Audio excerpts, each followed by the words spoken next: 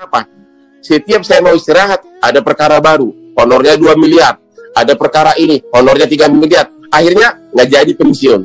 Pertanyaan saya kepada Pak Ustadz, apa yang harus saya yakini agar orang itu rela meninggalkan duniawi dan benar-benar bahagia hidup menikmati dirinya? Kalau yang saya yakini, Bang Hotman, Ya. bahwa pesan Nabi Muhammad, kalaupun kau punya 1 lembah dari emas, kau akan minta 1 lembah lagi, kan? Jadi ada gunung di bawahnya emas semua, itu kau akan minta 1 lagi sampai mulutmu disumbat tanah. Jadi nggak ada pernah puasnya, terus kurang. Macam orang haus minum air laut, kurang. Jadi sebenarnya kepuasan itu ada ketika kita memberi. Makanya ada buku The Miracle of Giving.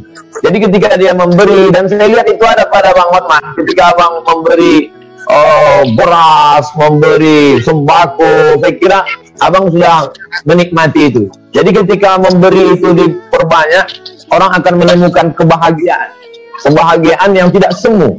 Karena ada kebahagiaan ketika kita dapat, dia kemudian kering. Tapi ketika orang menemukan kebahagiaan yang tidak semu itulah kebahagiaan yang sesungguhnya. Tapi dia rasa. Tidak semua orang bisa menceritakan apa yang dia rasakan. Dan apa yang Abang rasakan pun belum tentu bisa Abang bahasakan. Karena bahasa terlalu miskin untuk menceritakan tentang rasa. Nah, saya jadi puitis pula jadinya depan Bang Hotman. Tapi Bang Hotman sudah punya semuanya. Lalu kemudian apakah Bang Hotman bahagia? Gimana jawabannya? Belum bahagia.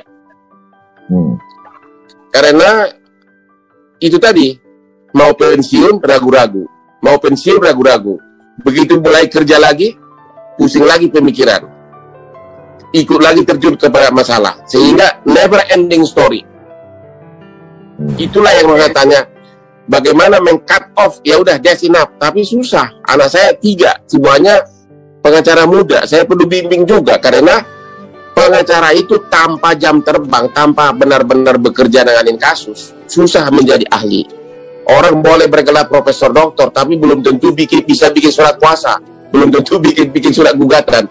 The only way adalah dengan jam terbang yang tinggi. Itulah yang saya nggak bisa tinggalin. Tapi bahagianya ya semu. Abang pernah merasa sulit dalam hidup? Apa yang paling tersulit saat menjalani hidup? Saya kebetulan dari kecil bukan dari keluarga miskin, termasuk orang yang berada untuk ukuran kecamatan. Saya tidak pernah susah hidupnya dari segi keuangan. Saya bersepuluh bersaudara, 6 orang sarjana murni, orang tua yang salah sekolahkan ke Unpar Parahyangan.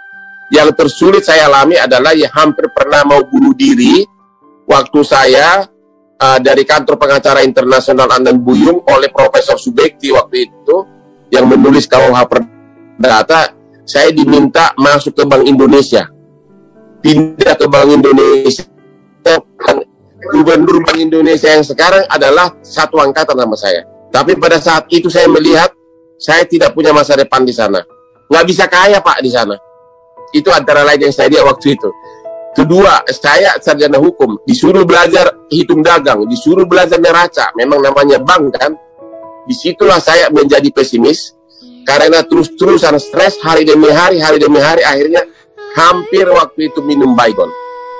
Tapi saat saya mau minum baygon, tiba-tiba saya mendengar tukang beca di depan rumah yang sedang bermain gaplek bisa ketawa-ketawa.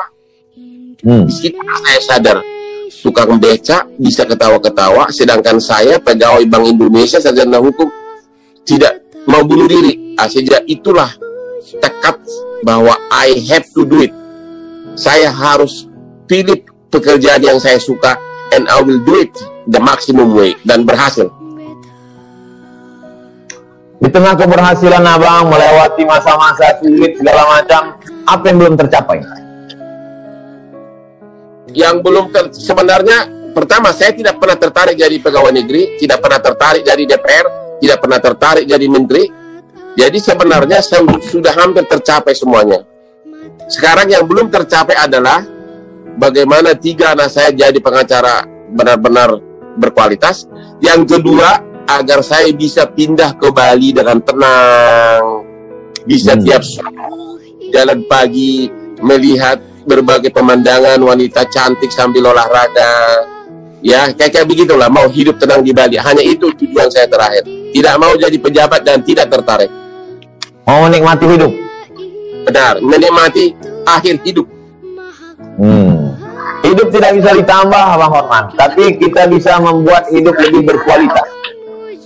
Ya. Keyakinan saya mengatakan hidup sudah ditetapkan Tuhan, sehingga ketika dia datang kita tidak perlu takut dan kecewa, karena kematian itu pasti datang. Ketakutan tidak memperlambat kematian, keberanian tidak mempercepat kematian, tapi kita bisa membuat sisa hidup ini berkualitas. Mudah-mudahan sisa hidup Bang Hotman dan kita semua berkualitas, baik, bermanfaat buat orang banyak. Di antara dua orang ini, Opung Binahar Hutapea dan Rusmina Tio Binur Simanjuntak, siapa yang paling berpengaruh dalam hidup Abang? Wah, data saya dapat benar ya, sampai nama bapak saya tahu ya. Oke. Yang paling berpengaruh adalah dua-duanya IQ tinggi, saya tahu itu. Tapi yang paling berpengaruh dalam hidup saya adalah ibu saya. Ibu saya itu, waktu saya kecil, kami 10 orang bersaudara, dia bisa beli ikan mujahir 1 ember tiap minggu ke pasar. Ikan mujahir itu disup tiap hari dan dikasih ke anaknya, dan selalu dengan pesan agar kau pintar di sekolah. Dia percaya, walaupun dia orang kampung, dia percaya bahwa makanan turut membantu IQ. Dia bisa sogok saya agar makan daun pepaya, makan telur. Jadi benar-benar ibu saya adalah yang paling berkesan dalam hidup saya. Cuma pada saat ada satu hal yang paling saya sesalkan, yaitu sesudah saya sukses, saya sering keluar negeri ditemani oleh ibu saya untuk check up ke rumah sakit. Sementara dianya saya tidak pernah check up karena tidak pernah mengeluh. Namanya juga ibu dari kampung kan, spirit fight-nya kuat. Ya. Padahal dia sudah menderita darah tinggi. Padahal darah tinggi kan sebenarnya gampang diobatin.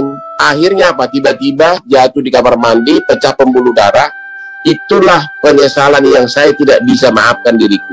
Dia bisa berjam-jam temanin saya di rumah sakit di Mount Elizabeth di Australia untuk check up diriku di rumah sakit. Sementara dianya tidak pernah saya check up.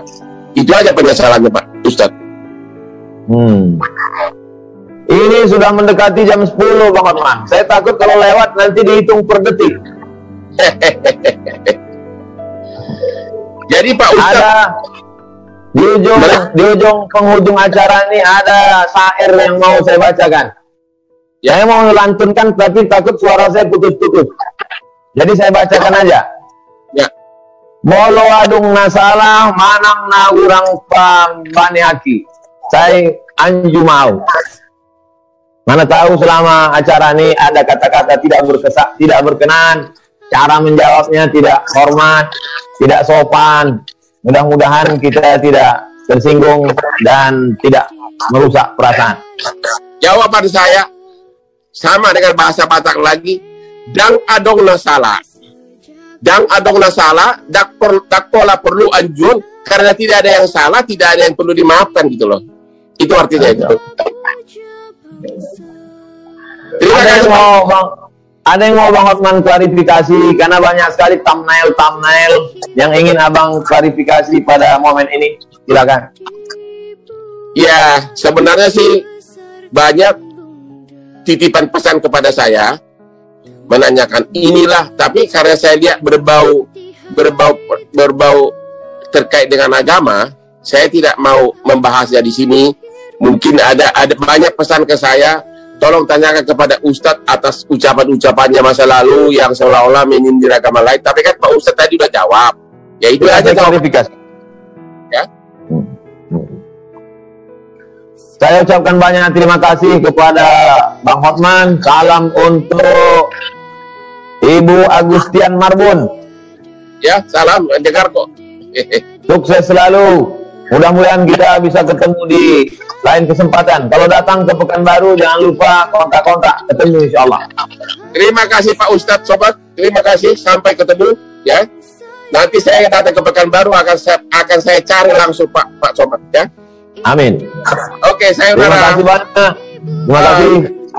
Salam, selamat malam, Bang Oman.